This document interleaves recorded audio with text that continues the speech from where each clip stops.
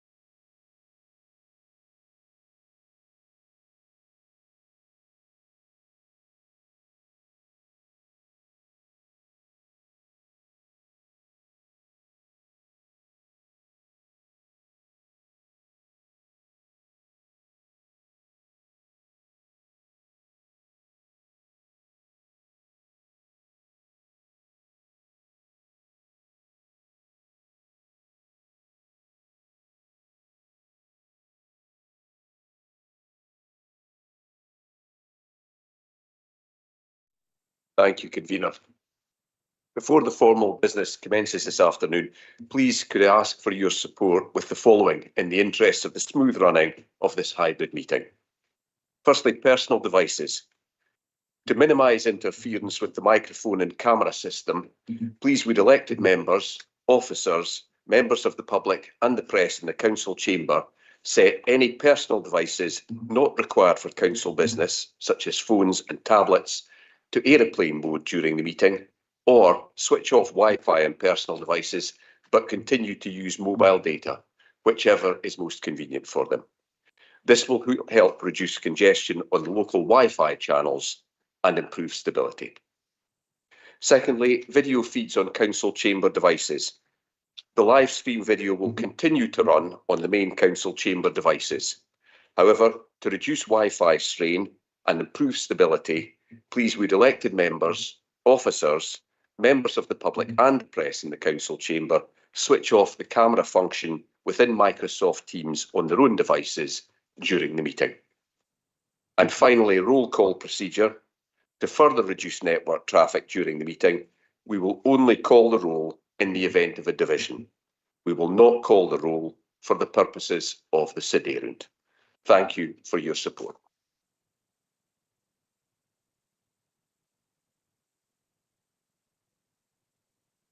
Okay, thanks. Now, I believe we have a deputation. Martin Goodfellow from the Broughty Ferry Traders Association. Yeah. Martin, if you can come forward to the lectern, please. And you've got up to 7 minutes to address the committee, and then if you can stay there for a moment. After this committee subsequently agreed on funding for another year, we have not been idle. And if I may, I'd just like to take a minute to let you know how we've kept our side of the bargain. Firstly, in partnership with the local community council and the Rotary Club of Broughty Ferry, we've created a new Friends of Broughty Castle group designed to assist LECD in future fundraising for key castle-related projects. This new group was launched last summer and has just been given charitable status as an SCIO at the end of January. Through this group, we have raised public awareness of the plight of the castle through local news networks and a high-profile celebrity campaign, as well as raising funds for the castle campaign from donations in shops and online. Following discussions with LECD, we've drawn up a draft business plan for development, which makes a strong case for self-sufficiency within the space of 3 years, and I believe you've all had sight of that. It shows evidence of our strong support to help LECD operate the castle in the future. We have worked with local councillors to push for reinstatement of floodlights at the castle, which I understand is to go ahead very shortly. We have worked with local councillors and council officers to identify and seek planning approval for the provision of a drop-off point for coach tours, an important first stage in seeking to develop the lucrative bus tourist trade and put visiting Broughty Ferry onto the tourist map. In addition to all this, of course, LECD have themselves managed to significantly increase donations and held a series of castle markets set to develop and expand over the course of this coming summer, all proving there's an appetite for more and an untapped desire from vendors and the public to participate in such events. They've also been innovative in generating new income streams, such as the sauna facility. I don't know if any of you have used it. I haven't yet. It's been a big success. I cannot emphasise enough that this is not about protecting nano interests of Broughty Ferry, but a desire and willingness to help develop the bigger picture of tourism for our city as a whole. And I'd like to actually thank all 4 local councillors for being very much behind the whole castle campaign from the outset. With all these factors in place, we require a further commitment to allow us to work with LECD to develop the business plan to final form and raising funds appropriately to drive the plan forward to demonstrate its credibility.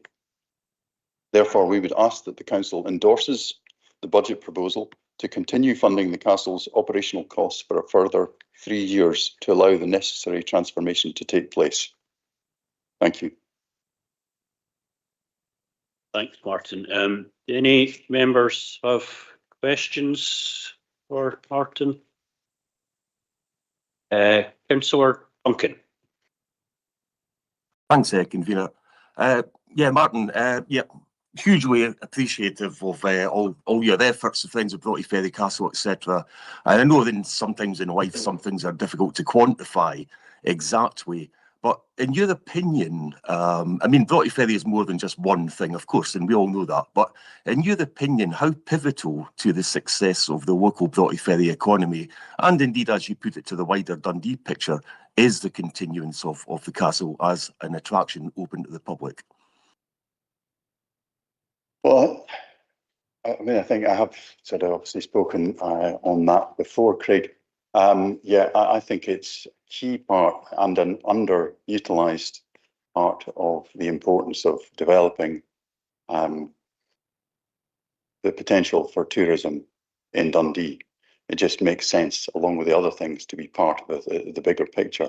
And I do really believe that there's a really good opportunity for us to sit here in a few years' time and go, wow, look at Broughty Castle, who knew, you know? So I think it's vital to really develop Broughty Ferry and Dundee as a whole. Does that answer your question? Yeah, no, thanks, Martin. I think you've actually in many ways hit the nail on the head that, you know, the sheer potential of the castle was, as you say, underutilised. And, you know, in the right circumstances going forward, it could be turned into something really phenomenal. I mean, it's already good, but it could be really phenomenal. So thanks for that. Great. Thank you. Thanks. I've got Councillor Short next, please. Thank you. Good afternoon, Mr. Goodfellow. Congratulations on the Broughty Ferry traders. And I actually met some of the people behind the group at the Broughty Ferry Castle, Broughty Ferry Gala Day. I think that was maybe one of their early outings, and they were explaining to me how important the castle is. To my shame, I've still not been, but I will hopefully get eventually. My question was, obviously, we're looking at this on a 3-year basis, but we often see nowadays community asset transfers. Now, I know this isn't a council asset, but is community asset transfer something that you would ever consider in the future? I think the complexity there would be the collection in particular, which is best held you know, as it currently is through LECD, where the expertise is all there. I think that would be a very complex change. I think LECD are good at looking after these sort of things. So, and it's also, that's a key part of the reason to visit Broughty Castle is the collection. So that would be very tough, I think. Okay, Councillor Flynn. Yeah, thanks, Convener, and thanks, Martin, for the deputation. I remember you were here last year and on meetings well before the budget day last year, as we did this year. So thanks for your time, for coming along and telling us what your plans were. I think it's just a comment, just to say I think that the work you've done is actually quite good in the sense that you've actually got everybody together with the 2 groups you mentioned and working with the LNC. And I think that's what we're looking to go forward with, isn't it? As a more a collaborative approach to supporting the castle to open up through the summer period and encourage more visitors. And the lights, for example, are getting put in very soon, which will actually be beneficial, not so much for this year now, but through the winter, but certainly for next year. And highlighting the actual castle as an attraction, whether it be winter or summer, to be completely what's been done here, what it's for. So I just wanted to make your comments on regards to how that's working at the moment, how it's been successful over the last number of months. Yeah, I agree completely. I think that's going to be vital going ahead, and we've had good open discussions in the meantime. I think I see no problems there. I see lots of opportunities with that. I just check with officers. Do we have a IT glitch or?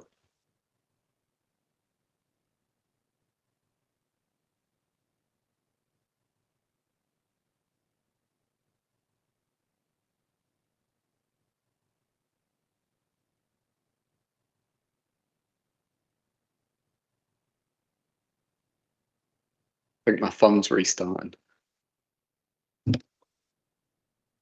Sorry about that. And for all the brilliant work that you do with the castle. My question would be, so I mean, Scotland is a place littered with small castles, some in better states of repair than others. Have you had any engagement with other friends of groups at other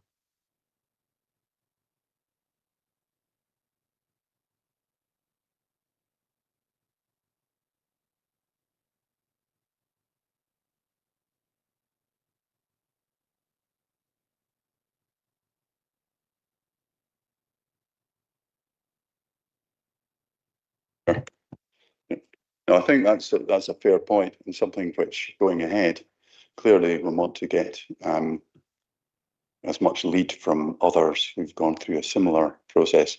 There's the leisure and culture side of things, but also from a group such as Friends of. Sorry, Martin, could you hold on a second? I think an indication that got a bit of a glitch with sound. Convener, can I just say the problem was when Councillor Shears was asking his question, we can hear Martin fine. Okay, I'll take that assurance. Thank you. Yeah, so I think the way we see it is that Friends of Castle can kind of fill in some of the gaps where LACD would be better seeking funding from different, maybe bigger pots. There may be smaller pots of funding, which Friends of Groups are historically pretty good at doing.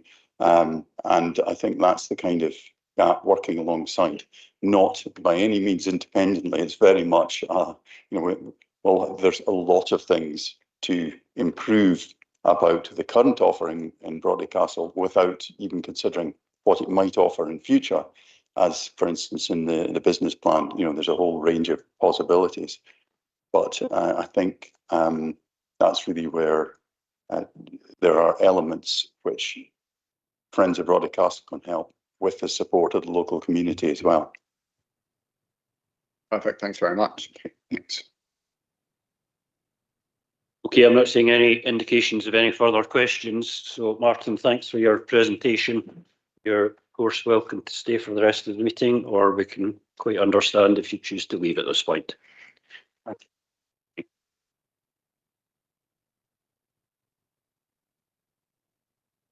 Related to any members have questions for officers and more technical aspects of any of the proposals being put forward this afternoon.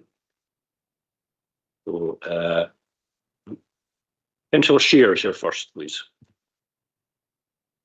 Yeah, thanks very much. My question's on the administration's proposed cuts to the Scottish Welfare Fund, removing the top-up amount.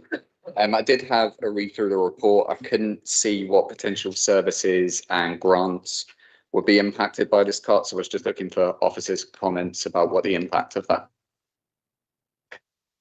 Paul, do you want to take that, please?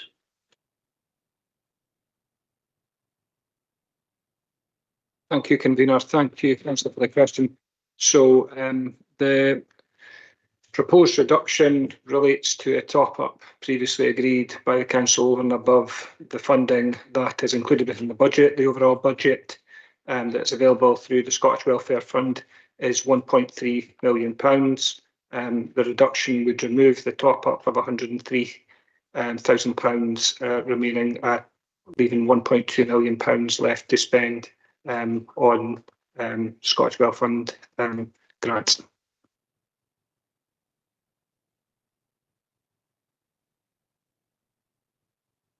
That working? Yeah. So the question was more, is there any services impacts grants that we might see if we don't have that top-up fund, rather than just where the top-up fund's coming, is what would the actual impact on the welfare fund be in terms of delivering what they want to deliver? Thank you, Councillor Shears, for the question. So again, it would really depend on the impact. Well, big pardon, it would depend on the demand during the year for those grants. So clearly there's a fixed amount of money within the existing budget that officers are working within and currently have to spend, but we'd have £100,000 less, and it would have to be prioritised in terms of the demand coming through for the requests for these grants during the year. Yeah, certainly. Thanks very much. And what was the demand last year? Was the top up needed? And confirm that for the current financial year, the budget is projected to be spent in full. Okay, Bailey Keenan, please. Thanks. Can officers advise how the £1 million of capital expenditure is likely to be distributed across the city? I know that it's unlikely that it's going to be spent on repairing potholes because that's likely not deemed as capital works and repairs. But you know, in my ward, I've got sort of Whitburn Place and Sunny Bray Terrace that are fairly sizable streets that are unadopted. And it'd be good if we were in a position, and if it was this budget that passed, if that £1 million could be spent in areas such as those. I'll ask Paul to respond, but I don't think he's going to get into the detail of individual streets, Bailey Keenan. Thank you, Convener and Bailey Keenan, for the question. So the proposal would be to provide additional money within the budget that would provide resources for borrowing to enable £1 million worth of expenditure. That expenditure would be added to the road maintenance partnership budget. So there isn't any specific areas in terms of where that will be spent yet being determined, albeit that would be a matter that would need to come back to committee in due course as part of the established procedures for that. Thanks. I can only think of money where we spend on roads as if we were opening up a site, then there would be quite considerable capital expenditure there. Is that the type of area that this money would be spent on? So it would be a new road into a housing development, perhaps. Thank you, Bailey Keenan. So again, I confirm that no specific sites have been confirmed in terms of where to spend that, albeit to qualify as being capital expenditure, it would need to be expenditure of a nature where it was significant structural improvements or indeed new roads.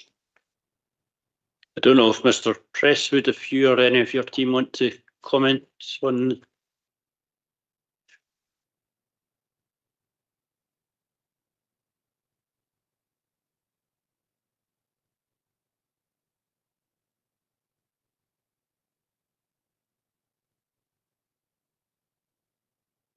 What we'd be looking for is to enable some intervention on deteriorated assets. This would then help prevent further decline and avoid higher future reconstruction costs. So that would be on the focus on resurfacing existing carriageways. But as it was highlighted, the additional funding, if approved, the officers would be looking to bring a report back to committee that would outline where the proposed spend would likely be. Thanks, James. Ely Scott, please. Can I ask about your proposal to continue to support the free rental for food traders into the next financial year, food larders, Ferry Fridge, which is in the cabman shelter in Queen Street car park, only started operating in November, and I think it's not classed as a larder, it's actually called a fridge. I just wanted to make sure that the Ferry Fridge is included in that proposal. So you said it started just it's had a lease for a year, but it was set up differently, I think, and it didn't actually start operating until November. Right, I don't know who's going to take Paul. Andrea. Thanks, Convener. I'm happy to come in. Bailey Scott, unfortunately, officers don't have that level of detail available. So if you leave it with us, then we can report back to you around what's included within the proposals. Convener, I'm prepared to explain the money that's laid aside in the Labour Group budget, where it will be spent, if that helps, Bailey Scott. If you could give a commitment to that for Convener, it would be very helpful.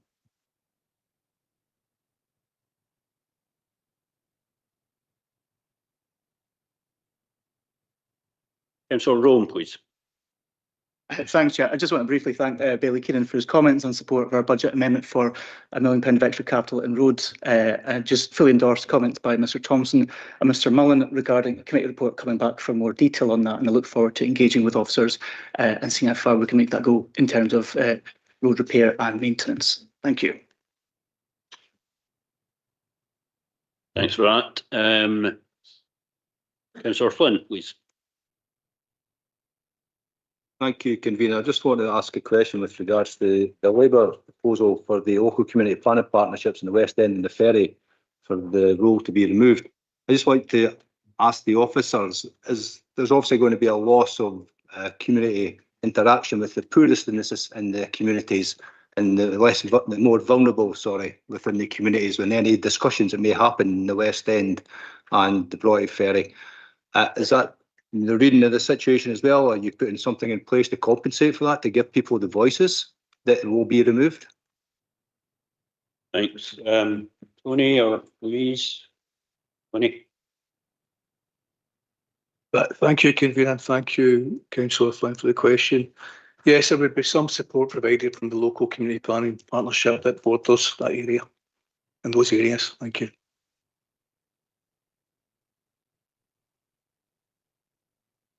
Sorry, can I come back? But unsure of the answer there, to be fair.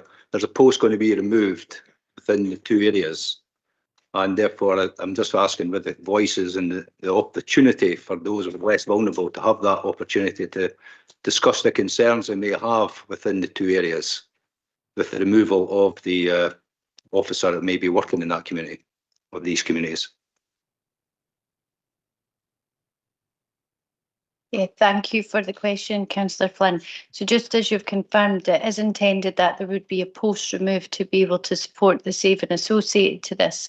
What that will mean is that there will be limited resource, but we will be looking to target areas most in need, particularly within the West End, when we look at the 10% associated to SIMD, with support coming from the Lockheed Communities team.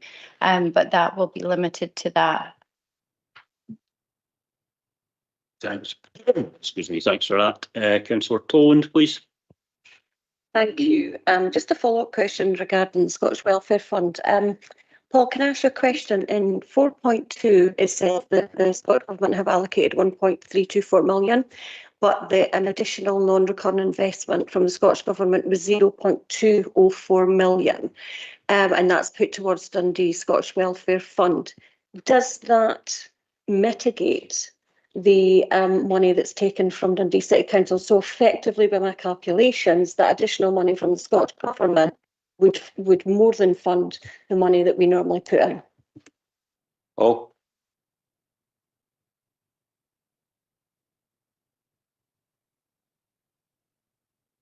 Thank you, Councillor Toland, for the question. So I can confirm the information in the report in terms of the grant redetermination relates to additional funding that was awarded in this financial year.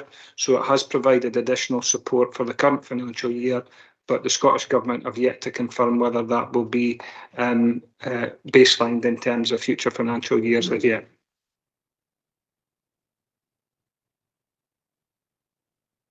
Okay. Councillor Short, please. Thank you, Convener. Going back to, again, the Scottish Welfare Fund, we have a situation where we work now through Housing First, and oftentimes when people go into temporary accommodation, they are provided with many of the items that come with a community care grant. So my question really is some of the Scottish Welfare Fund now being delivered in a different form because it's coming from Housing First and our movement towards delivering properties that are flipped through a tenancy from temporary into full-time accommodation for individuals? Not sure if that's for Paul or Louise to answer. Louise, please, I'm being told. Yeah, thank you for the question, Councillor Short. So just to confirm, through the Refugee Housing Transition Plan, there is a proportion of funding currently that supports people to move into permanent accommodation. In addition to that, that's covered from the Scottish Welfare Fund. So that's really looking at other types of household goods that support them to sustain and move into their property, but also to supplement in terms of hastening that move as quickly as we can into a property. Okay, Bailey McPherson. Thanks, Convener. Given that a number of members have raised aspects in relation to roads, capital works and food network support, given that we have these entries in our budget, I would just like to make clear our position on that. With regard to food network support, we think the £500,000 that we've put in should be fairly spread right across the city for food larders, fridges and food banks, obviously targeting particularly people in most need. In relation to capital works, I think it's fairly straightforward, and I think Mr Mullen has been helpful there. We've put in £1 million for roads, but also an extra £500,000 for pavements, because we think footpaths should not be. Bailey McPherson, is this a question? This is the point I'm making. Questions to officers. The point I'm making is just for clarity, that should be spent on resurfacing, because that's a capital item. It should be spent on resurfacing because that's a capital item. It's quite clear. Quite clear, it wasn't a question. Okay, Councillor Anderson, please. I'm going to ask Paul a question about the non-statutory training budget, because there's quite a large proposed reduction in the Liberal Democrat budget of 200,000. Can you clarify what the full budget is for non-statutory training? Oh. Thank you. Councillor Anderson's got a question, so I can confirm that the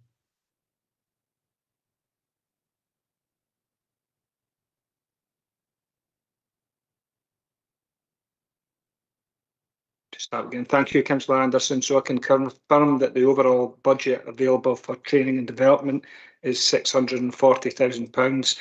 Of that, £376,000 is available for non-statutory training and development.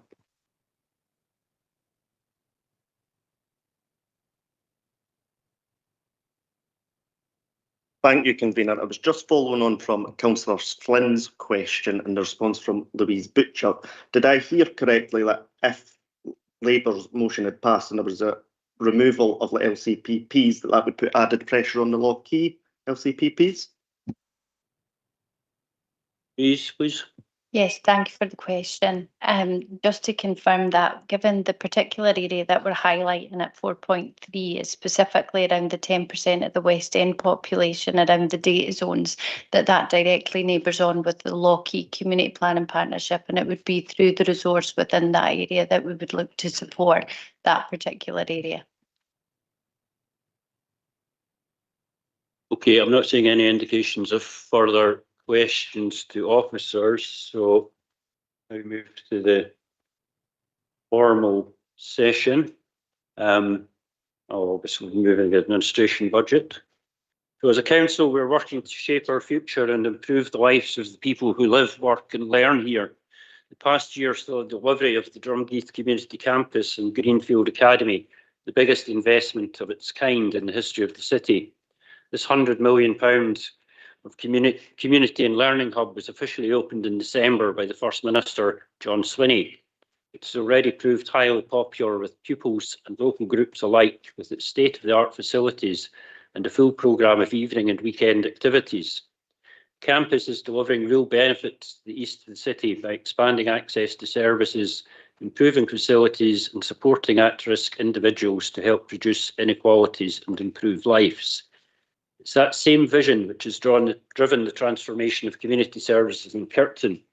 Locals are embracing the new community hub, saying how much they enjoy the library and facilities available in the modern school buildings. We've also worked closely with people in Kirkton in their ongoing efforts to build a new community centre, including the allocation of money from the Community Regeneration Partnership. And we've just begun preparatory work on the site of what will be the new primary school at Western Gateway.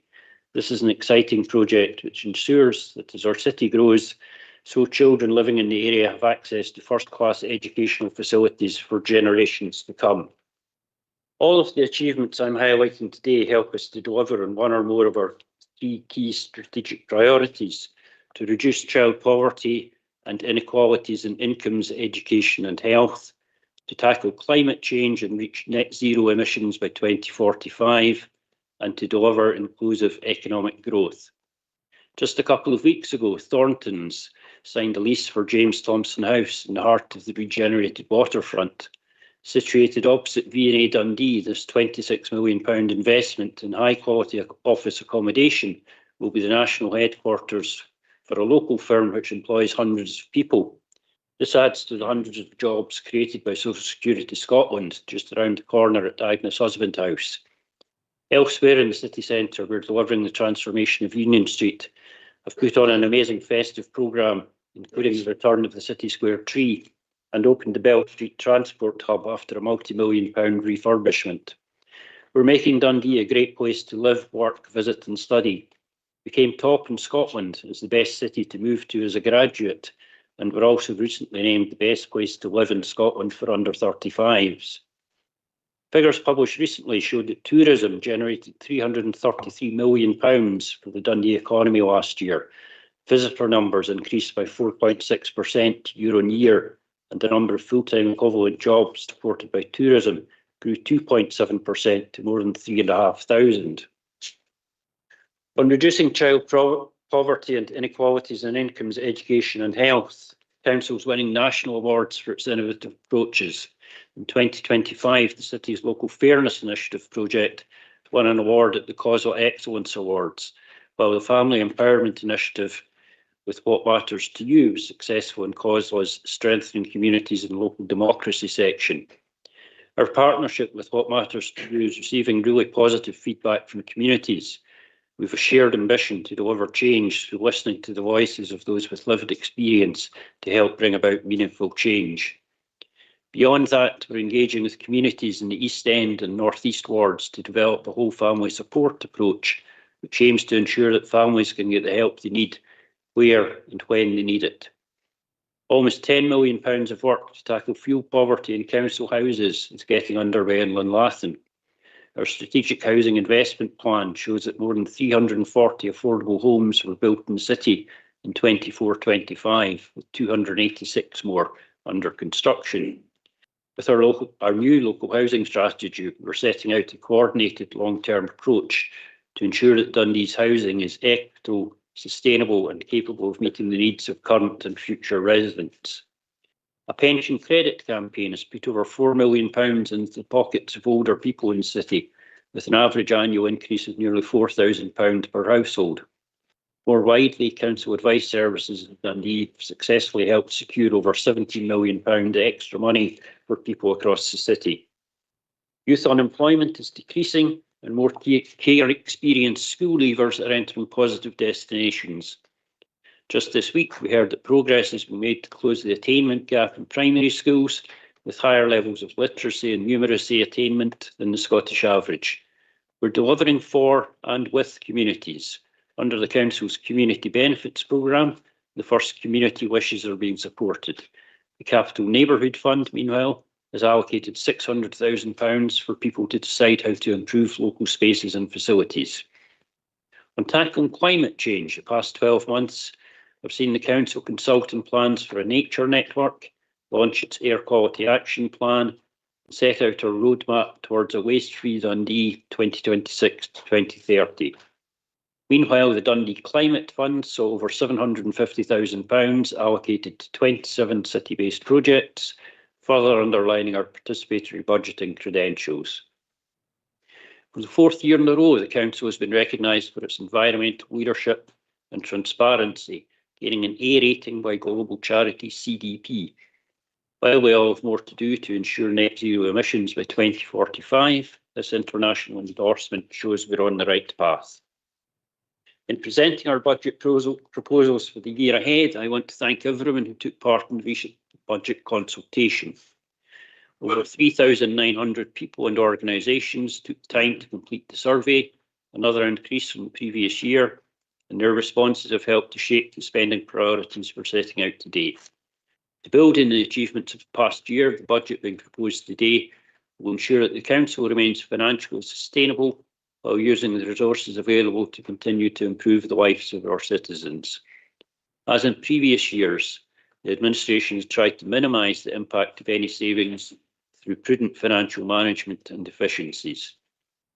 To deal with cost of living pressures, to support the priorities in the City Plan and the Council Plan, and to invest in areas of service that the public tell us are their priorities, we've allocated over £1.4 million in additional recurring funding for the Dundee Health and Social Care Partnership, delivering frontline services and supporting the most vulnerable in our communities.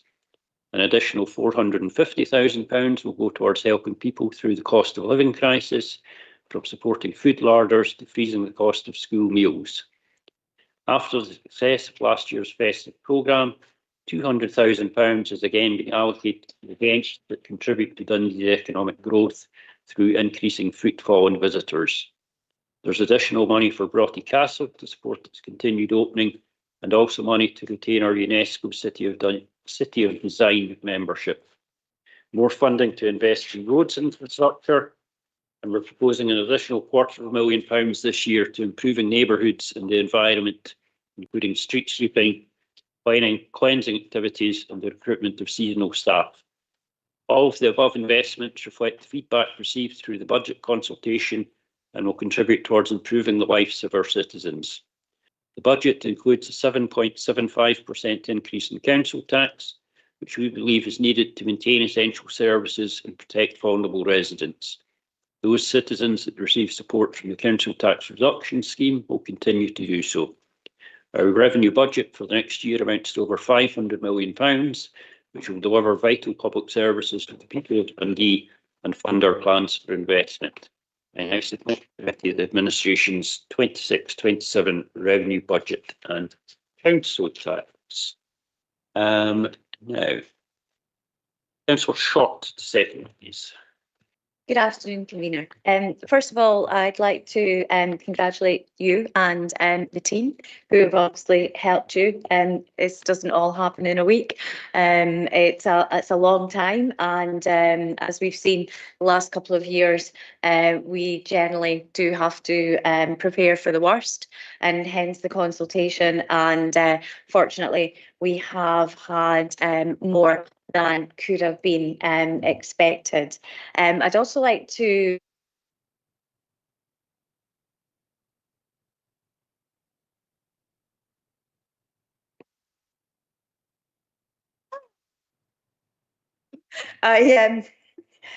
I would like to give thanks to the chairs of the community regeneration forums and those involved in our cultural organisations across the city for knowing that we have a doors always open policy and coming to speak to us about the various things that were on the table with regards to them.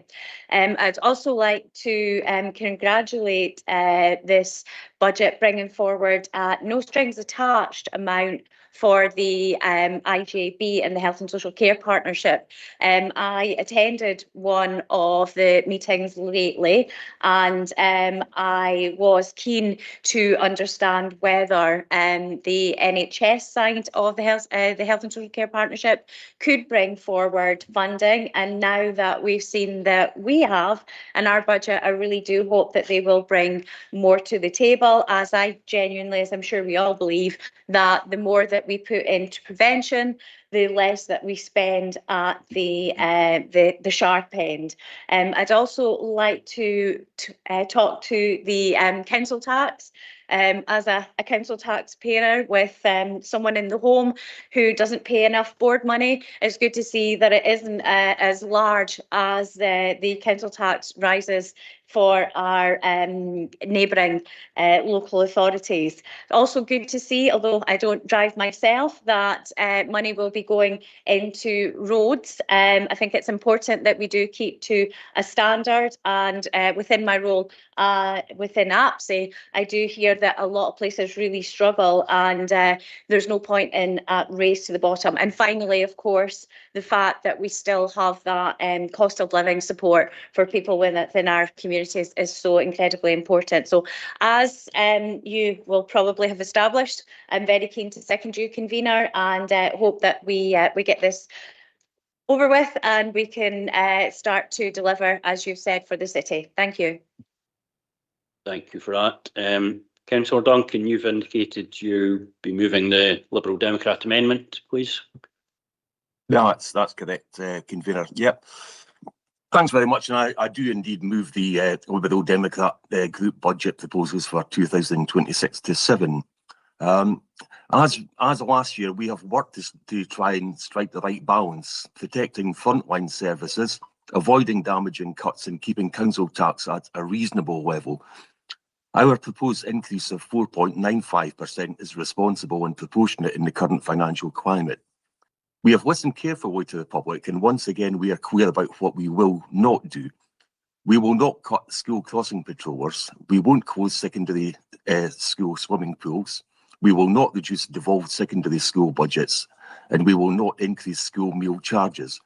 Moreover, we will not remove what remains of the supported bus services.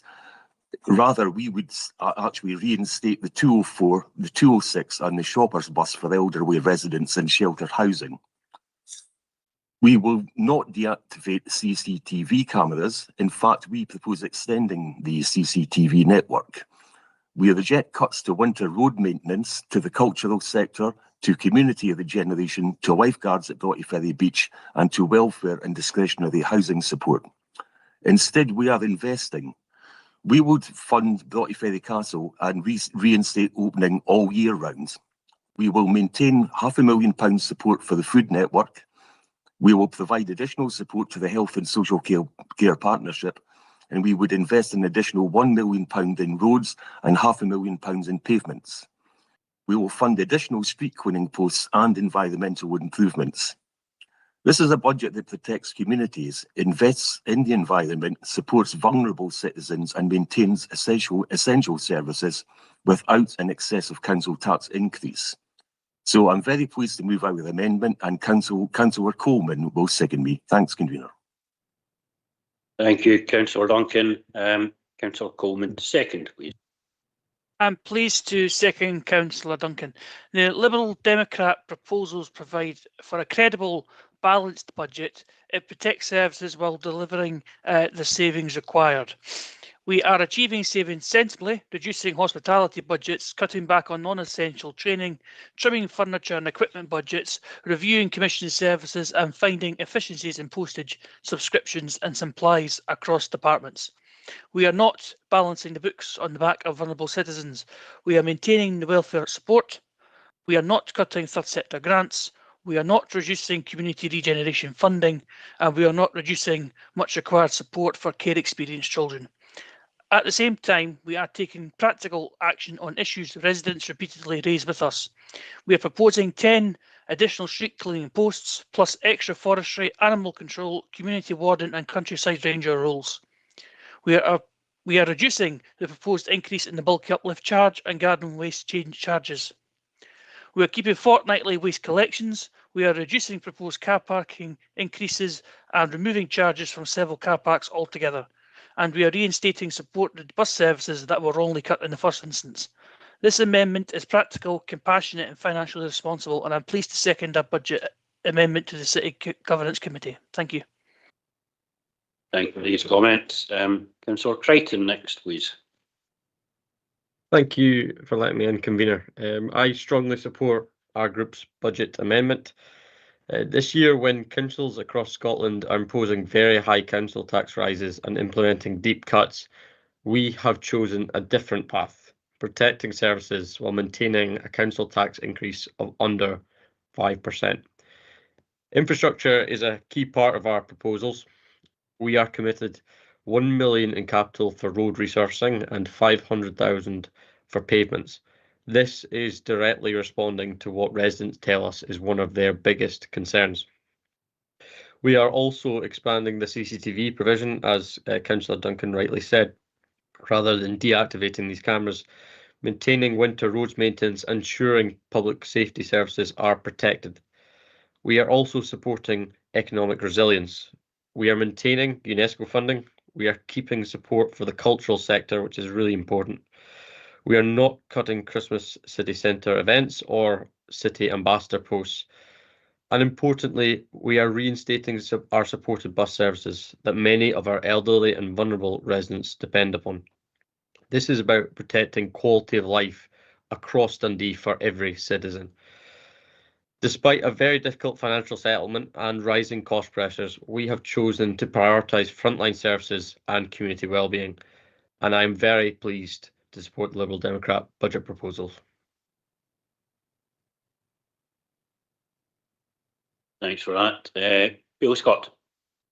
I haven't submitted a budget, which I have done in previous years, but I came to the view a couple of years ago that given the intense financial strain that the council's under, the time of senior managers would be better spent actually dealing with the budget that's going to be agreed, rather than helping me with an alternative budget that would unlikely even get a seconder.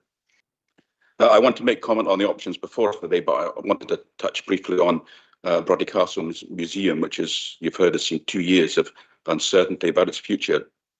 And I'm grateful to Councillor Flynn, who very kindly gave of his time on a couple of occasions to listen to my representations about the castle, and particularly the need to provide it with a 3-year funding commitment to make it attractive to external funders.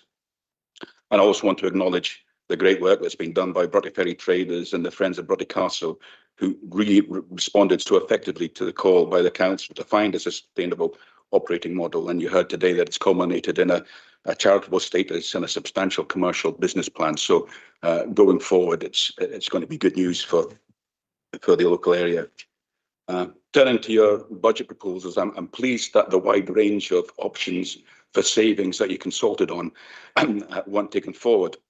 And I think there must surely be a better way of considering budget savings that avoids the worry for residents and organisations about possible cuts in their services and funding that ultimately don't happen.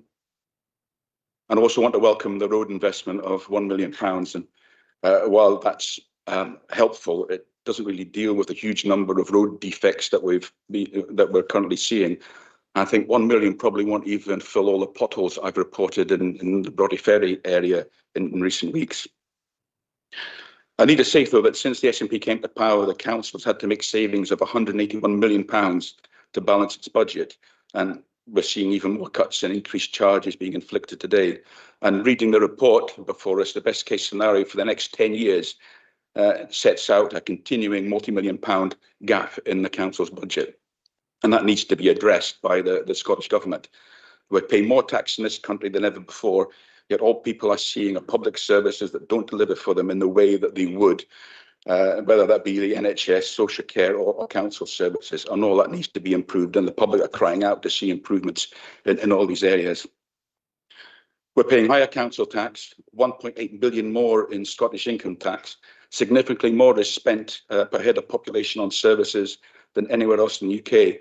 And for that financial commitment from the people of Scotland, we really should be getting gold standard public services, and that just isn't happening. A start for improving things for local authorities would be for the Scottish Government to give them a fair share of the Scottish budget. But instead, all we've had over the years is a reducing percentage of the share of the budget, and we see the impact that's having. And I think it would also make a huge difference if councils were able to project into the future and be given a funding on a multi-year basis, and that would avoid the constant financial firefighting that our officers have to do every year. I think 7.75% increase, which is double the rate of inflation, is quite a hike in the council tax, and I can't support the budget that takes so much from residents and gives back so little. So I won't be supporting your budget, convener. Okay, thank you for these comments. So no further indications at the moment, so we'll just go to the vote, please. Convener, before we proceed to the vote, Mr. Morrill will invite any member who may have an interest to declare it, and will also intimate a technical adjustment to the report. Thank you, Convener. Yeah, thanks very much. Firstly, are there any declarations of interest from any members to the content of the agenda? Okay. There being no declarations, I would now like to advise the committee of an adjustment to report item 2.1, revenue budget and council tax.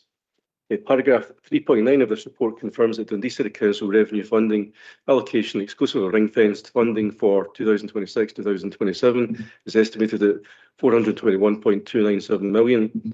Please note that following the finalisation of this report, Scottish Government advised officers that following an error being identified, they have now made a change to the Council's grant settlement. That is now estimated to be 421.385 million. It is this revised figure that requires to be considered when setting the 2026-2027 council tax. Thanks, Convener. With that now having been intimated, as you indicated, you would now wish to proceed to the vote. So the motion by yourself, Convener, seconded by Councillor Short, is as circulated. The amendment by Councillor Duncan, seconded by Councillor Coleman, is also as circulated. Convener. Motion. Councillor Anderson. Motion. Councillor Black. Motion. Lord Provost Campbell. Motion. Councillor Cardell. Motion. Bailey Dawson. The motion. Deputy Lord Provost Del Nakla. Motion. Councillor Flynn. Motion. Councillor Hunter. Motion. Councillor Lynn. Motion. Councillor Mills. Motion, please. Councillor Rome. Motion, please. Councillor Short. Motion, please. Councillor Smith. The motion, please. Councillor Toland. Motion, please. Bailey Keenan. No vote. Councillor Cruikshank. No vote. Councillor Finnegan. No vote. Councillor McHugh. No vote. Councillor McIrvin. No vote. Councillor Scullen. No vote. Councillor Shears. No vote. Bailey Wright. No vote. Bailey McPherson. The amendment. Councillor Coleman. The amendment. Councillor Crichton. The amendment. Councillor Duncan. Amendment. Bailey Roberts. No vote. Bailey Scott. Amendment. Yeah, that gives you 15 for the motion and 5 for the amendment. The motion is carried. Okay, thanks for that. We have a further amendment from the Labour group. Bailey Keenan, please. Okay, thank you. First of all, Sina heckled Councillor Short earlier. She's welcome to heckle me as I speak. It's only fair that she gets her own back. The budget that we put forward and many of the comments that you made in your opening remarks, Chair, are a credit to every councillor in the chambers. New school is obviously something that was supported by everybody. Clearly, we would have liked a swimming pool in there, but we accept that there's a great new facility for people in the city. And a credit to us all, and indeed every officer that works for the council and every employee that works for the council, that we are moving forward as a city. Obviously, we've got to think of the cuts that we're having to make and the austerity that continues to be delivered from the SNP in Holyrood. And when I reflect on some of the things and gaffes that they've made, it kind of makes me greatly concerned that, things like the Scottish Investment Bank is £77 million worth of losses. The ferries that are in sailing, and I think one of them has been robbed for spare parts, is about another £400 million worth of money that could have been spent. The deposit return scheme is expected that it would be somewhere in the region of 80 odd million, 180 odd million, and BIFA continue to look towards challenging the Scottish Government for £50 million over the deposit return scheme. So if you were totaling some of these figures up, including sort of £30 million for a national care scheme that never got off the ground, then the Scottish Government have really squandered lots and lots of our money. And surely if it came in our direction, would have made such a difference with it. and indeed perhaps they'll just look, but maybe that swimming pool would have been built within there at the time. I think when Labour have put this together their budget, they've clearly looked at the issues that existed in the city. And if I was in a position to spend money on capital expenditure by taking council tax money to do it, then I would have been looking to address the housing emergency. I would have been looking at least 1% of a council tax increase to deliver 70 homes, because I think that that would make a real difference to people's quality of life in the city. And when we're looking at a city that's facing such real difficulties, the other difficulty we're facing is the proposed cuts to health and social care. £12.6 million worth of health and social care cuts is just something else. And if I was referring back to where the Scottish Government have blown a load of money, then blocked beds seemingly costs about 1.7 billion. And the blocked beds that have happened in Dundee, I'm told for our health and social care, is around 2.3 million, which really isn't contributing an awful lot to the sort of losses within the health services elsewhere. And it demonstrates that the health and social care partnership that we've got in Dundee, through the good governance of Dave Berry, is clearly actively working towards an agenda of ensuring that we move from acute services to a preventative. And the health service are clearly needing to move from acute to one that's more prevention. And hence the reason within our budget, I've suggested that £1 million up front, that in last year, when you didn't take that £1 million up front that Labour proposed, it would have delivered 1,000 hours of additional care. Last year would have been the stitch in time that saved 9, because now we're looking at a much bigger figure. But the reason for suggesting that we hold back £1 million is to allow some level of negotiation, so as the officers could get together with those from health and try to thrash out an input from health. It's no good enough that we as a city just support the health service on its own. The health service need to step up and put some money into social care. Some of the things that we're looking at that are looking to be cut, that are out for consultation on, will really affect people's quality of life and start them drifting back into acute care. So with that, there is obviously, we've decided that it's £2 million that's going in the direction of health and social care, because that's something that's vitally needed. Broughty Ferry, we've listened to them, and obviously I'm on the board of Leisure and Culture, and I know the efforts that they've been putting in with the Broughty Ferry traders to reach something. So we managed to keep the Broughty Ferry castle alive for that period of time. UNESCO, clearly something that the city can't live without. It's a badge of honour that we shouldn't be letting go easily. The other one is food and warm clothes, and the £18,000 is about rent, and that rent, as I'll explain it now, it only covers the Lochie Larder and the St Mary's Larder. I think these are the only two at the moment that rent from council. So that's the £18,000 there that covers it. Food and warm clothes, something that's vital for the city. And the other one that we've put in there is, and sadly, from the point of view of when we've seen reports coming from officers in social work and other areas, and the police reports, domestic violence continues to grow in the city. And it kind of grows at a rate that we've never really given these areas any additional support. I know that the woman from the administration obviously wrote to people a time ago suggesting that that was the case. But we've put something in our budget. Hopefully that's something that they will find themselves in a position of supporting, because the comments that were made in the letter that they sent clearly spelt out the lack of money that was in these areas. We've put it in. So I propose our budget and hope that you support it. Okay, thanks for these comments. And Councillor Cruikshank, second, please. Thank you, Convener. It gives me great pleasure to second the amendment from the Labour group. As Billy Keenan's already mentioned, the dreadful waste from the Scottish Government has led us to the state that this council is in now. Just imagine if we had the £7.9 billion that's been wasted within the Scottish Government, every local authority in Scotland wouldn't be in this dire straits, and some worse than what we are.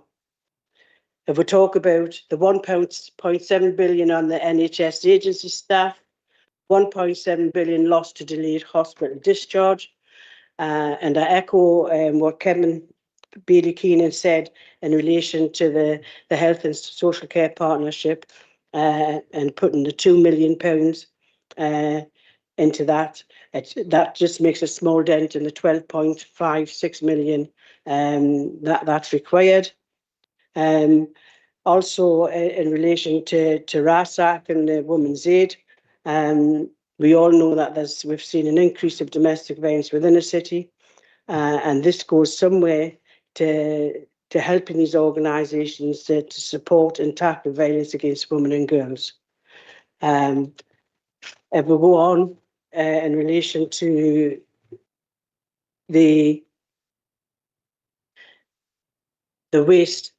wasted spending, £30 million on the abandoned National Care Service, that could have been well served in the National Health Service here in Dundee and elsewhere. I don't have any hesitation in seconding the amendment from the Labour Group. Thank you very much. Okay, thank you for these comments. Councillor Lynn, please. Yeah, thank you, Convener. It will come as no surprise to anyone in this chamber that the Health and Social Care Partnership is facing difficulty in reaching a position where it can agree a balanced budget for the coming year, and they're meeting at the end of this month.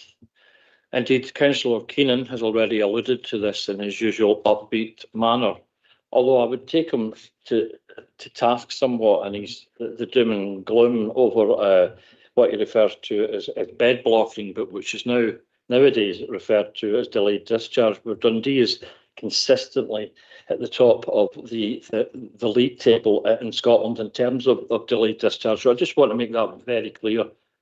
We consistently do very well in terms of delayed discharge. The difficult financial position that the partnership finds itself in isn't due to any mismanagement of resources, but rather it's an increasing demands from an ageing population, meaning that resources are increasingly stretched. For this reason, I welcome the additional investment to the IJB of just under £1.5 million from the administration's budget. Unlike the proposals from the Labour Group, some of which is conditional, this is an upfront payment which comes without conditions. Therefore, we are proposing a much needed immediate investment, whereas the full Labour Group proposal is contingent on additional funding coming from another source, which at this point in time is not anticipated. The IJB will, of course, continue to seek extra funding for the vital services which they provide from every source, right up until the last minute prior to the budget meeting at the end of this month. I know we've already voted on the Liberal Democrat amendment. I won't dwell on that, but I just want to say briefly that the investment proposed in their budget in the context of the financial challenges is pocket money. It's a derisory amount, and I'll say no more than that. I'm glad that the Liberal Democrat amendment was not successful. But I do urge all members to support the administration budget today. Thank you. Thank you for these comments. Councillor Shears, please.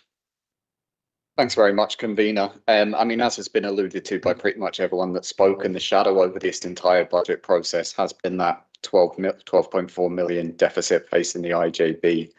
While we recognise that your administration's proposals, they're offering a significant investment into the IJB, it's certainly more than whatever it was the Lib Dems put forward, which doesn't even warrant discussion.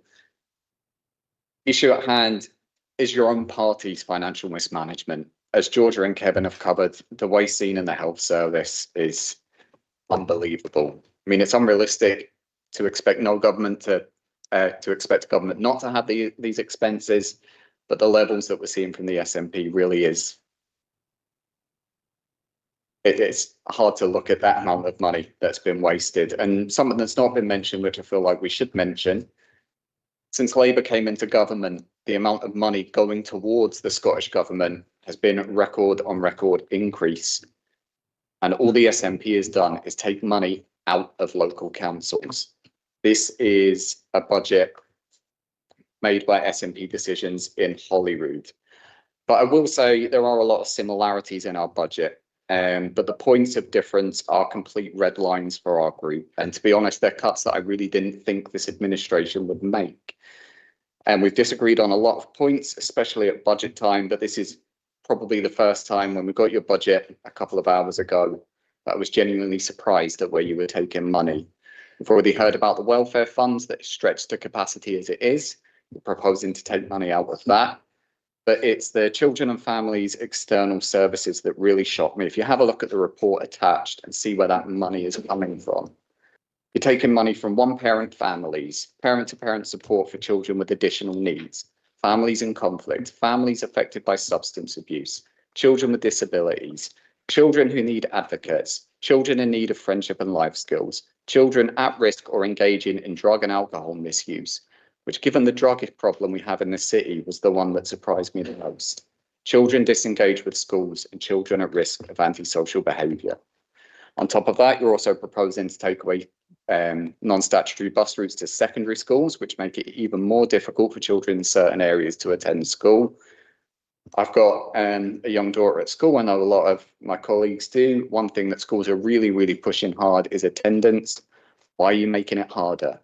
And we had the news yesterday that teachers in Scotland are again moving towards strike action, which is an annual occurrence at this point. And it makes me think that what have children and young people done to the SNP that they are taking such a hit from this? And it was only a couple of weeks ago that the administration took a vote on moving meetings from a Monday evening to a Tuesday afternoon, citing equality as the main consideration. These cuts that you're proposing impact mothers much more than they will impact fathers. Most single parents are mothers. Most carers for a disabled child is a mother. Mothers take a disproportionate amount of responsibility for children engaged with support services and in the criminal justice system. These cuts are very, very unequal. So our budget, we're looking to protect these vulnerable children and young people. We're investing more in the IJB with the proviso that the NHS also invest. It can't just be the council's responsibility. We're investing more in Dundee's food network. We're investing in Broughton Castle. Particularly important in a World Cup year, as we know that football is a direct link to rises in domestic abuse. We have £50,000 going to RASAC and Women's Aid. And we're also proposing less of a tax increase. So our budgets aren't far apart. We believe ours is fairer and more equal, but equally there are parts of yours that we would be happy to take.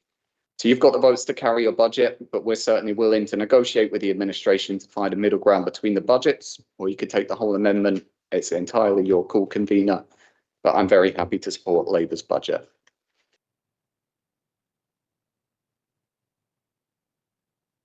Thank you. Councillor McHugh. Councillor Sawyers, in your introduction, you spoke about making Dundee a great place to live, work and study.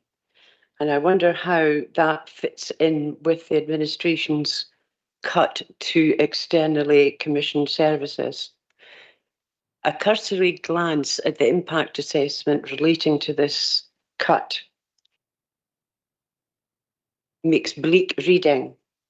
Negative for age, negative for disability, negative for looked after children, negative for carers, negative for lone parents, negative for unskilled workers, negative for drug and alcohol problems, negative for education and skills, negative for caring responsibilities, negative for employment opportunities, negative for health, negative for mental health, and negative for child health. I hope that all elected members have read through this impact assessment very, very carefully and taken all of these negative impacts into account when they reach their informed decision. The Labour Group's budget proposal is grounded on a recognition of the realities facing our communities and constitutes a net investment of 1.5 million to support some of our most vulnerable people. Funding for Dundee's Health and Social Care Partnership and all similar partnerships across Scotland has been squeezed year on year. Funding priorities have not reflected growing demand, demographic changes, or performance delivery. And maybe if the Scottish Government hadn't overspent 363 million on the ferry fiasco and 894 million on the replacement for Berlini, there might have been a little bit more to spare for integration joint boards trying to balance their books. But we are where we are. In Dundee, the Dundee Health and Social Care Partnership overcommitted our budget on home care packages, and that's why we had such good results at the year end, as Councillor Lynn alluded to, by overspending our budget to shift the balance of care to the community and reduce delayed discharges.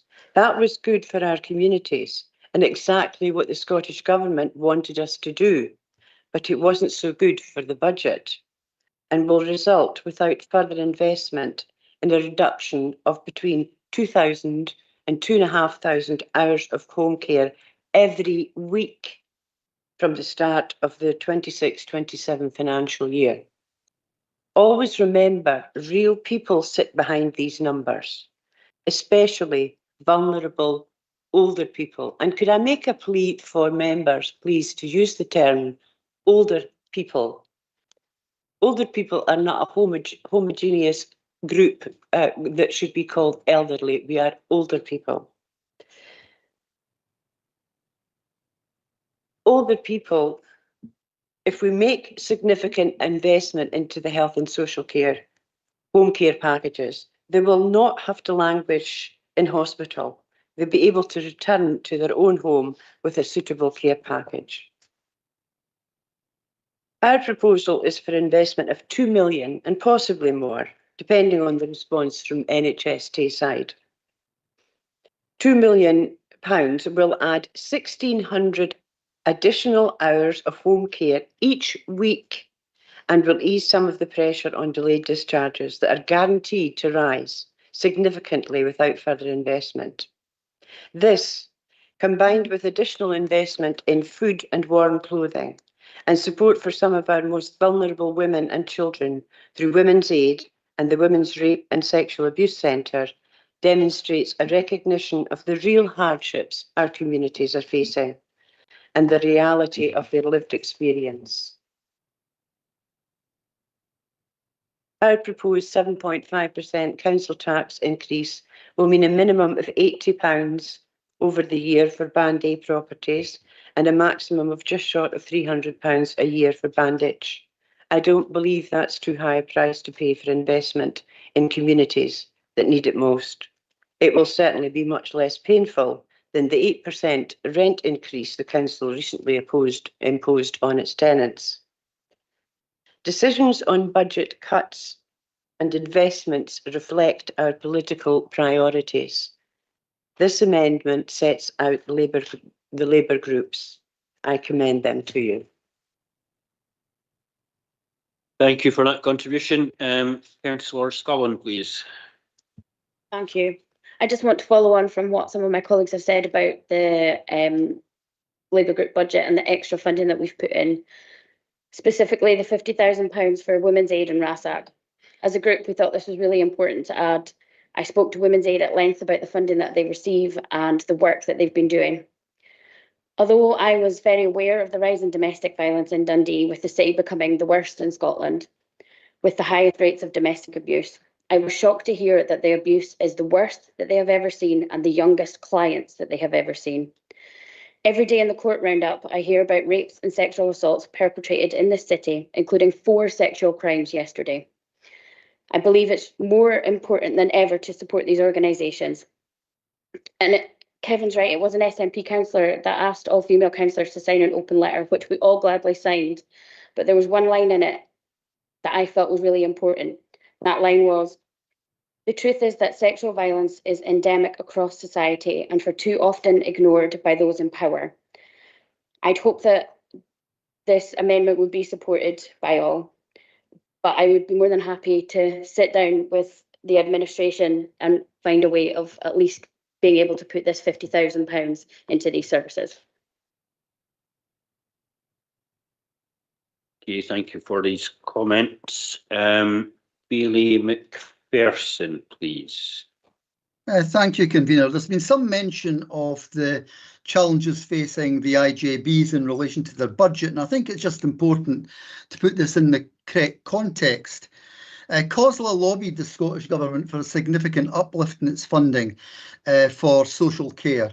And in fact, 750 million was calculated for social care services to stabilise services and support health and social care partnerships. And the Scottish Government failed to do that. It came up with 234.9 million in terms of additional revenue funding, less than half of what was needed. And Councillor McHugh is quite correct there about wasteful spending, poor project management, cost overruns at Scottish Government. The money could have been found if that hadn't happened. And I want to just particularly focus on one which is relevant to health and social care. Our group said right from the start that the National Care Service reforms would waste money and not work. So 28 to 30 million splashed up the wall later between 2021 and 2024, the thing was abandoned. And perhaps if Scottish Government managed its projects better, we wouldn't be in the situation where the ask by COSLA was not granted. I want to make one other comment unrelated to that, and it's regarding the comment about school buses. Now, I agree with Councillor Shear's concerns. I would take Councillor Shear's comments more seriously if he wasn't about to vote for a Labour budget that takes away his own ward's communities officer and his own ward's local community planning partnership. So much for standing up for your ward. But the point I make in relation to the school buses, this affects Harris Academy from August 2027 if the administration budget goes through today. It's fine saying that there's under 22 bus passes, but there has to be a bus to take you to school. And the point really is this: it affects pupils in my own ward in areas like Tulladeff, Ancram, Pentland, who are not on a direct bus route to Harris Academy. But far more, in terms of greater numbers, it affects children in the Lochee ward, children and young people in the Lochee ward. If you're, for example, at the top end of Charleston, how do you actually get to the Harris? Well, you're talking 2 buses. And the impact on school, the number of children that arrive to school late will be badly felt by that. I think this is a really bad cut. And particularly given that the catchment area of the Harris at the closure of Minas Hill High School essentially doubled. It added all the Lochee folk into the Harris catchment area. That's been a good thing. I think the 2 school communities have come together really well. But the fact is we should be supporting these young people to get to school in what is a very large catchment area with no direct buses for so many young people. Now, the budget will pass today, but there is a degree of time in this because the proposal is not until August 2027. And I do impress upon the administration group in particular, because you've got the votes, to think again on this in the intervening period, because I think it's a very detrimental cut to the young people who are in the Harris Academy catchment area. Thank you, Convener. Thank you for these comments. Bailey Scott is next on the list. I just wanted to say, Convener, where I am in terms of the Labour group and proposals. Normally, I would vote for a budget that has the lowest, proposes the lowest increase in council tax. But I can't support the Labour budget on this occasion because they're proposing to get rid of the Broughty Ferry Community Planning Partnership and the Communities Officer. And the Communities Officer in Broughty Ferry is a real asset to community engagement. And there's lots of initiatives in the ferry that might not be happening if it wasn't for their input. So for that reason, I can't support the Labour group's proposal. Okay, thank you for these comments. Councillor Rome, please. Thank you, Chair. I'll just come back in briefly. There's been a disappointing level of electioneering here today. I thought we were here to discuss the council budget, but there we are. We could talk about competence in different spheres down in Westminster. We could talk about competence in the campaign trail. It's not really what we're here for, so we'll just leave that alone just now. As Councillor Shears alluded to, there is a lot of commonality between the Labour budgets and the SNP budgets. And it is good to see them also put money into health and social care, and a significant sum at that. However, as Councillor Lynn alluded to, that comes with conditionality, it comes with strings, and therefore I couldn't see a way to forward to support that. As has been talked about before, there is more money in other budgets for roads and capital, and clearly I would like to see more money into that as well, as has been discussed earlier. I feel like some things we're accused of not doing things with proper scrutiny and debate. You yourself, Chair, will know that I feel like we've talked about every single pound worth of spending in this budget over the months that we have gone over and over and over this. And my position is very much the same, which is I'd like to see more money into roads. However, I recognise the reality of where we are in terms of the practicality of how we spread a resource and how we spend money. Looking at particularly, as we mentioned, the health and social care budget, we recognise the reality of that rather than how we wish the situation would be and the need to put money into that share. So that's where I am coming from. In terms of our overall spending priorities, I think we have the right balance overall. And as I alluded to in remarks earlier, I look forward to working with officers to see what we can do in order to get the maximum amount of money extra that we are putting in. Thank you very much, Chair. Okay, thanks for these comments. Next speaker is Deputy Lord Provost El Nakla. Thank you. I think just following on from Councillor Rome's comments around the fact of the large Scottish Government bashing, just to focus on some facts that Scotland's NHS continues to outperform England in key emergency care measures, with a high proportion of patients being seen within 4 hours and fewer waiting more than 12. Scotland also maintains more hospital beds per person and a more integrated public system, whereas England favours a more market-based system. The reason to mention this is because councillors in this chamber seem to ignore the fact that their own party, the Labour Party, are at power at Westminster and control the majority of funding that determines Scotland's budget. So therefore, if they believe more funding is required, they do actually have the power to act. Despite all of this, this budget delivers 1.4 million for the Health and Social Care Partnership, 49,000 for roads, enabling 1 million of borrowing, 50,000 for the Broughty Ferry Castle, 200,000 economic growth, and also 250,000 for the environment. And this is thanks to a 2% real terms increase from the Scottish Government. I will lastly just end on the extremely disappointing that the Liberal Democrats do not appear to value investment in health and social care. Thank you.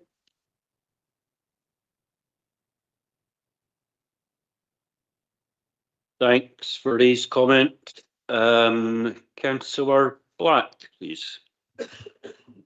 Thanks, Convener. I'll be supporting your budget, although I don't like any of the budgets.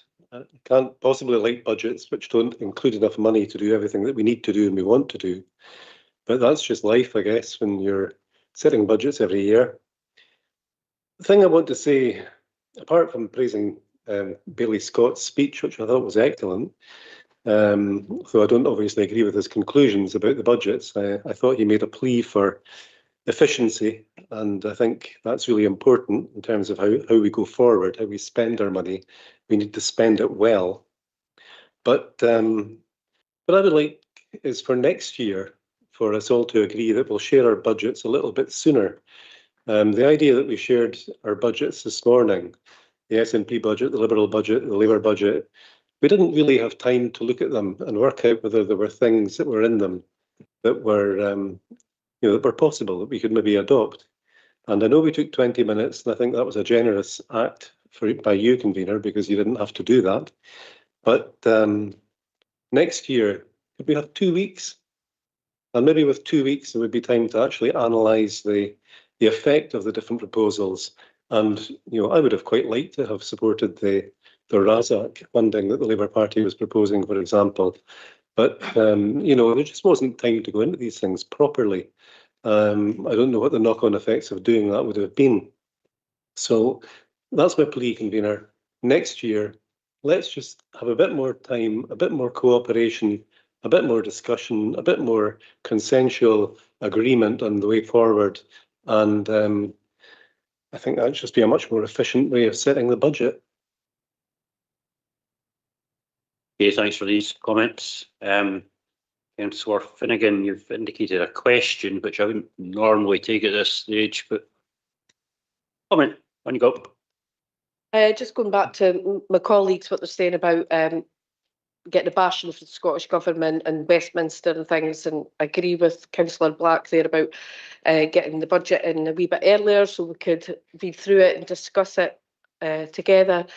But I would refer back to a decision that was made here on Monday night from the SNP administration that was costing 1.2 million in loss of productivity and £90,000 in enhanced payments, which would actually balance the commission services for children and families almost at 98,000. So basically what I'm seeing is a cut to commission services is paying for your bank holiday for the football. And I think I'm actually disgraced at that. Well, I think we'd disagree over that. Anyway, Councillor McIrvin, you've been quite an advocate of celebrating the football, I believe. Sorry, I missed that, but I was. You've been quite an advocate of celebrating us being at the World Cup, I believe. Yeah, for the citizens of Dundee, I'll find myself probably in America. I think it's a really good statement there by Councillor Black. About in future, we need to see these budgets in good time so we can make informed decisions. The 29 of us are representing the people of Dundee, and I think it's about time. This is my 9th budget, and that's the first time I've heard somebody saying that. Let's be grown up and let's look at them in good time so we'll have an opportunity to put forward budgets that we might even get consensus on. But I want to relate a couple of things, Chair. We've heard the issues with regards to Broughty Ferry and the community partnership, but your own administration, we've seen in recent times, we've seen a centralisation in Maryfield and Coleside. So there seems to be a pattern now. So if we've seen that in Maryfield and Coleside, I would forecast that we're going to see it across the city in the not too distant future. The other issue we heard about electioneering for a couple of elected members there. On Monday, all we heard was Westminster bad, Westminster bad, Westminster bad for the leader of the council. So I think those in glass houses, and when it was the right to buy, I was too young to remember that. I think it was a Tory government. But I'll leave you with a couple of factoids. You're talking UK government on Monday at the spring statement. Scotland are going to see 921 million coming to Scotland. And that's on top of the 12 billion that's been invested in Scottish services since the Labour Party took power in 24. So that's the factoid. And I'll leave you with the final factoid. We're talking about council taxes here. Let's look at water charges as well. They're going to soar, and that was whilst SNP ministers at Holyrood have signed off on millions of pounds as Scottish water bonuses on top of 6-figure salaries for their high hegions. I'll leave you with that one, Chair. Well, thank you for these comments. I'm not sure what age you are, George, but let me just remind you that one of the first actions of the as then Scottish Executive Minister Wendy Alexander was to expand the right to buy from council tenants to housing association tenants. I don't know if you remember that. That was in 2000. Some of your colleagues might. Indeed. Indeed. So we've got two final speakers, and I think we'll go to the vote. So Councillor Toland and then Councillor Flynn to finish. So, on. Thanks very much. I think, nobody likes a budget, right? Because we're kind of having to make very, very difficult decisions. I support the SNP budget. I congratulate the SNP government for its reduction in child poverty, and I thank every single officer that has worked really hard in Dundee to mitigate the impact and the effects of child poverty. We've had a wee bit of a discussion from the Labour group regarding waste. Well, let's just talk about PFI. is a waste which we still, years, decades later, still have to mitigate. We still have to mitigate the increase in national insurance that was brought in last year in order to avoid a progressive taxation system that Scotland actually has. If Labour had followed suit, then perhaps we would have got a larger settlement. I appreciate that Westminster have given the Scottish Government a larger settlement, yet it still doesn't mitigate what we've lost over the years of a Tory and Liberal Democrat austerity agenda. We still need more. Had Westminster implicated a more progressive taxation system, they might have raised those funds. I take a little bit of offence at the kind of the criticism of the SNP in terms of its kind of poverty-related impacts, because actually Scotland is the only country in the UK that has managed to reduce child poverty. And I'm going to bring in the Change in Reality study that the London School of Economics did last year that said that the flagship Scottish Child Payment, and we keep coming back to that, is the single biggest thing that we've done to decrease child poverty, and it is working. The research found that if the UK government implemented the Scottish Child Payment, it would reduce poverty by 700,000 overnight. So we can do a little bit of tit and tat here, but the fact of the matter is that the Labour Party do seem to think that they can constantly talk about the Scottish Government as if we're somehow independent, but forgetting that we are dependent on Westminster for the money that we get and the money that we do. In terms of the right to buy, you can change that policy tomorrow if you wanted to, yet I don't see any impact on that. I support today's budget. It's not a perfect budget, nothing ever is, because we're dealing with very difficult times. We're dealing with almost 15 years of austerity, and I will include the Labour Party in that austerity agenda as well. It's a difficult budget, but I think it's a fair budget, and it's offered good investment in the health and social care partnership, not some investment with a little bit of kind of tentative investment that the Labour Party seem to give, but actually we have given the most practical and immediate investment in the health and social care partnership that each party has done. So I'll support the budget today. Thank you for those comments. Councillor Flynn. Thanks, Convener. Following off on Councillor Tolan, I think she basically hit that right on the head. Child poverty and the work the Scottish Government is doing is actually exceptional and best in the UK. So we can't look back on that and just laugh at it. It's actually a fact. Now, I've heard a few people mention, a few elected members mention about doing a budget slightly earlier. But again, I've said to you numerous times, there's an open door policy, yet not one of you, apart from one, I have to say, and I'll come back to that, has made an approach to discuss anything about the budget. Bailey Scott had the courtesy to give me a call, and I phoned him back with regards to the castle. We had a good conversation about the castle. But when you talk about anything else in your budget, no one called, no one spoke. So if you want to do something slightly different, be a bit open-minded, be a bit considerate, and maybe you want to do that next year. We'll see what happens. I suspect you won't, to be completely honest. Then I listened to Bailey Keenan's introduction, and he goes on and on about